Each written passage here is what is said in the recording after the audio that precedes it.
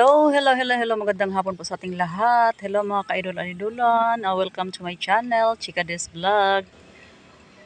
Paki-like and subscribe po mga idol.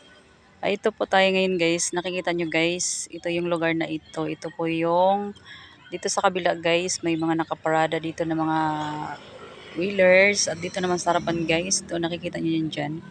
Ano yan dyan guys? Yung crusher doon banda guys, yung may mga 6-wheelers na nakaparada dyan. Yan sila guys, kasi doon sa unahan crushers, tsaka doon naman sa kabila, ayun napakalaking warehouse yan dyan. Dito banda guys, may mga warehouse dito. Ayan, kanina mainit kasi guys, kaya hindi ako nakakapag video ngayon. Medyo okay na ngayon i-video kasi wala nang, hindi naman mainit. Ayan, tingnan nyo guys, napakalawak ng lugar oh. Napakalawak. May mga ano dyan, may mga baka, may mga kambing din. Pag sa umaga, dinadala nila yung kambing dyan. Tapos kinukuha din. Ayan, nililipat-lipat nila. Ayun, nakikita nyo guys na may mga dumadaan. Kasi doon sa unahan may mga bahay, may mga tindahan din doon. Paikot yung kalsada na umiikot-ikot lang din.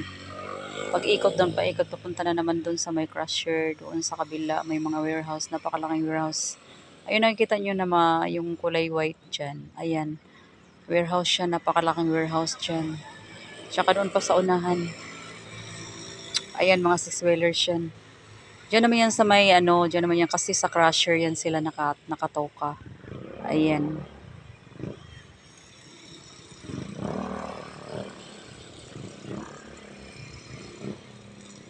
Ayan guys, kaya guys, di pa naman masyadong madilim. Ayan, pwede pa naman tayong mag-video. Ayan, video lang muna tayo guys, para naman kahit paano guys, may mga laman naman yung natin. Medyo blanco-blanco na rin kasi yung mga natin, wala pang mga laman, kaya pwede pa namang mag-video at medyo maliwanag pa naman.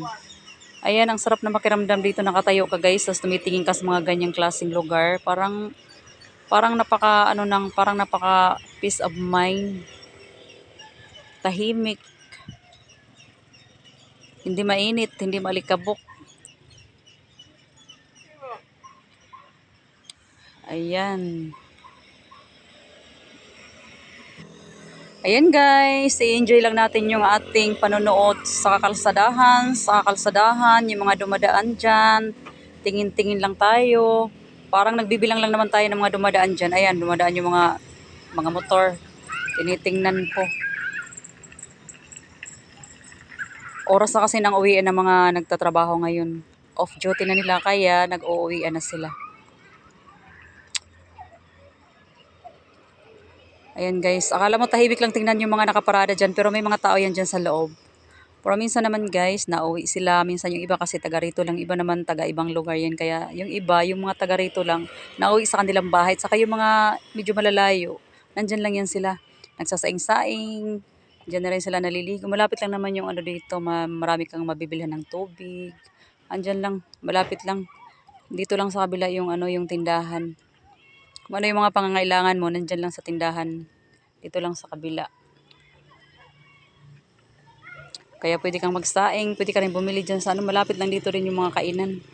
Pero pag may time ka naman, may mga rito, may mga nagro-robbing, nagpapaikot-ikot, nagtitinda sila ng yung pwede mong ulamin, kaya pwede kang bumili at saka magsaing para na rin na hindi ka na rin magagastusan guys. Hello di, hanggang dito na lang muna tayo. Thank you for watching.